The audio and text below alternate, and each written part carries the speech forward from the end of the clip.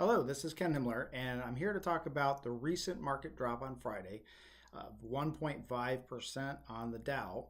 I'm starting to see a lot of the questions flood in on what do we do? Here we are, and the Fed is now saying that inflation is so far in the problem zone that they're going to think about raising interest rates again. So a lot of people are a little worried about what will that do to the real estate market? What will that do to the stock market and the bond market? So I'm here to answer those questions for you as I see it. In my opinion, after 40 years, while I don't have a crystal ball, I can tell you after running many years of the econ mat and being about 80% on track with the trends. Now, again, I can't pick exact timings, but let's just talk about the macros for a minute and how that might affect what your portfolio does. And the rationale as to why the jobs report came out so well is that people are anticipating a huge uptick in hiring.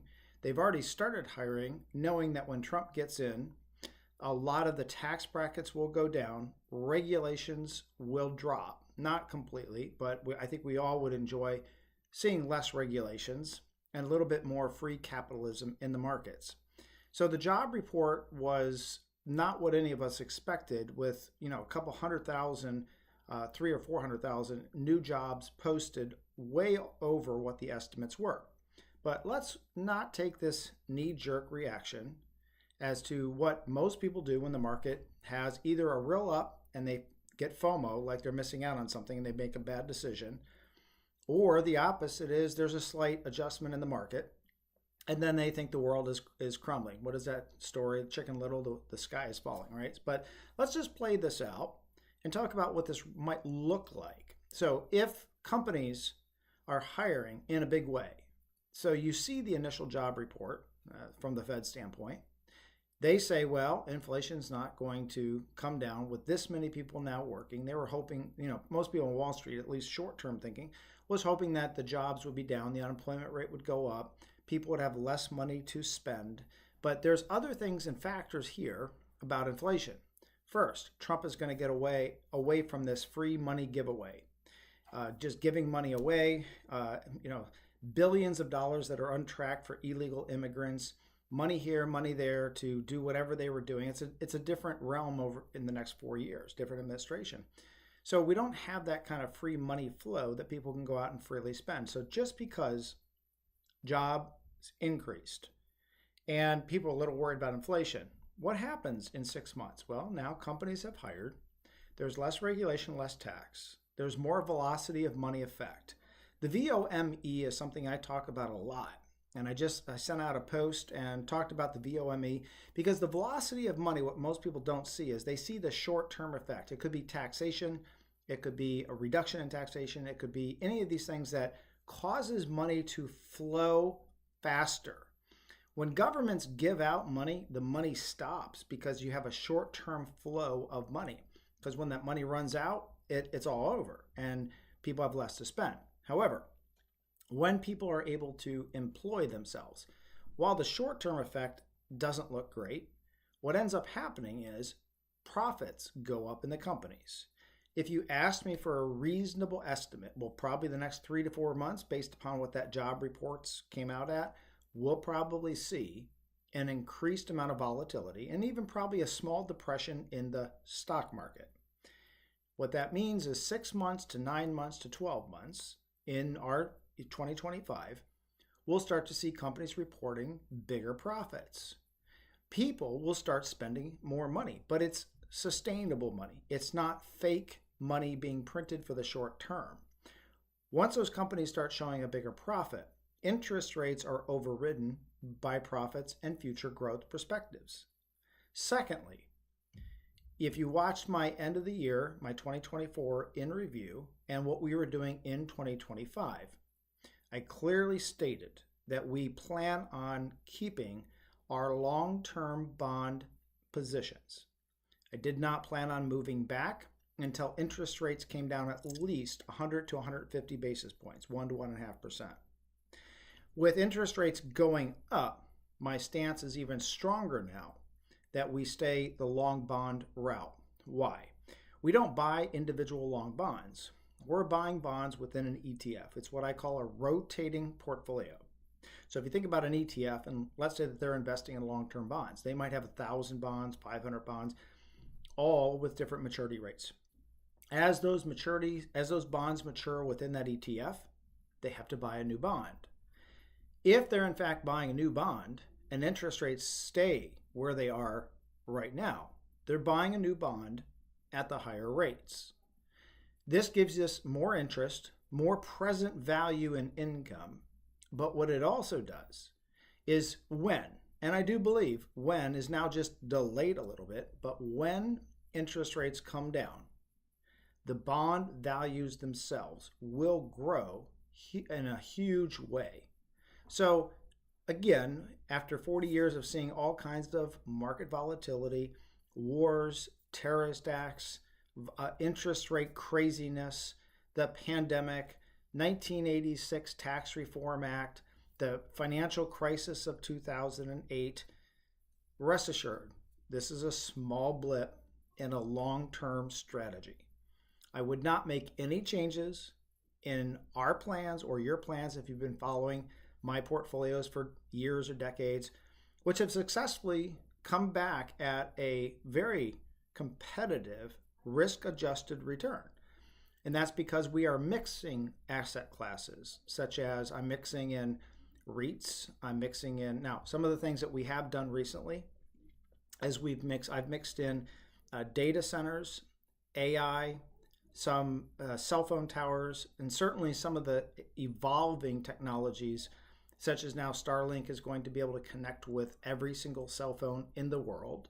So there are some things that we have changed as worlds change, as our lives change, which is if there's anything inevitable, it's going to be change. So the composite of the stock, the bonds, and the REITs is going to stay the same. Don't fret. I would not worry. I can tell you if I get on a video and I tell you I'm worried, it's probably time to worry. I am not worried at all. There's going to be the normal volatility. The bonds will stay. And I do believe, here's the one good thing, I do believe that I was reading a recent study about what's called silent quitting. I'm an old guy. I don't know what silent quitting is, so I delved into this analysis that these researchers did. And the analysis said that during the pandemic, more than 50% of people worked from home. A year or two after that, that dropped to about 25 to 30%. It's held. Now, there's conflicting ideas on the actual percentage because some people that are hybrid, you just can't tell 100%. But what we do know is this. We do know that those people, and still, if you read it, it's somewhere around 20 to 25% of the population is still fully remote, have not fully returned to office. And if you've been reading the articles about Amazon, Google, Facebook, Salesforce, all these CEOs that at the beginning thought remote was the best thing in the world, they have all changed their minds. And they've said, you must return to work or you will lose your job. Now you might wonder why. Are they just being ridiculous? Well, number one, they have learned that this silent quitting has happened. It's actually statistically shown that out of the polling group, out of the statistics they were tracking, is 49% of remote workers have silently quit. Now you might wonder, like me before I watched that or read this, what is silent quitting? Well, this is where the office worker, that if they're in an office environment and you walk by their cubicle or their office, you see they're working. They're physically working. They knew when they're at lunchtime. They knew when they clocked in, when they clocked out. And you had some, I want to say some controls, some bumpers, some lanes that everybody would stay in. There was more intercollaboration. There was more, bottom line is productivity. So one of the things I think has really hurt our country as well as our stock prices is this whole remote working situation. And I think these big companies have recognized that. It's made commercial real estate just an absolute horrible asset class for the last 3 years. And so you have all these massively empty office buildings. So when some of these bigger companies force this return to work, we're going to see commercial real estate rebound in a big way, because that's just been pretty much put on hold for 3 to 4 years now. But what we're also going to see is a lot more productivity. You're still wondering, well, what is silent quitting? Well, this is what I read. Silent quitting is where that person goes to work at home, and for the first 6 months, statistically, they work in the same type of environment that they were working in an office. They show up on time, they're doing productive work, etc. But then they find out, wow, my boss doesn't know what I'm doing. My company doesn't know what I'm doing.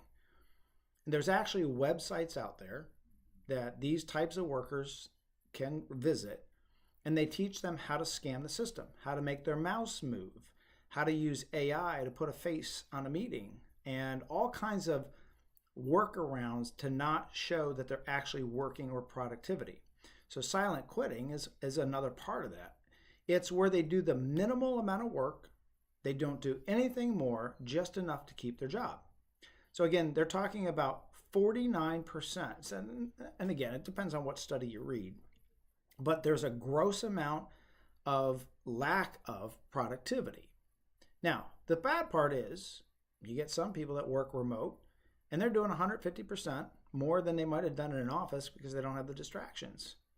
But almost half from these studies are showing that the people that do work remote lose about half of their productivity. Why? Well, now they're out for lunch and they're saying that they're working, and they're clocking in on their remote devices. They're out and maybe on a golf course, and they can book in that they're, in a video meeting. So there's no way to track that. And obviously some people have taken advantage of that. So one of the things I'm looking forward to in this year is hopefully the mandate from some of these larger companies to return to work, return to an office environment. That, along with reduced regulations and less free money going out, because look, if you're sitting at home working, government's giving you all kinds of subsidies, and there's no way that you can track. You're just inviting, it's not all, but a lot of people to just take advantage of the system. So by returning to work, eliminating that government subsidy, that free handout, I believe our productivity is going to soar. By the way, our national productivity is at its lowest point in the history of our country. We have never, ever been this low at productivity. Other countries are kicking our butt. China, Taiwan, etc., Hong Kong. These guys, they're still working 100% capacity. And we're somewhere around 60 to 65%. And we have always been a country that has outworked everybody else until the pandemic. So, in summary, if you really want to know what to do in this year, stay tight. Don't sell out of the stock market. Don't sell out of the bond market. Don't get afraid of the real estate market. Make sure that you have a good, solid financial plan in place. Stay the course. I believe, while I don't have a crystal ball, but I believe if you do that, you might at the end of the next 2 to 3 years see some of the biggest gains that you've probably seen in history. With that in mind, I'm going to conclude it, and I'm going to cap it off with one additional thing.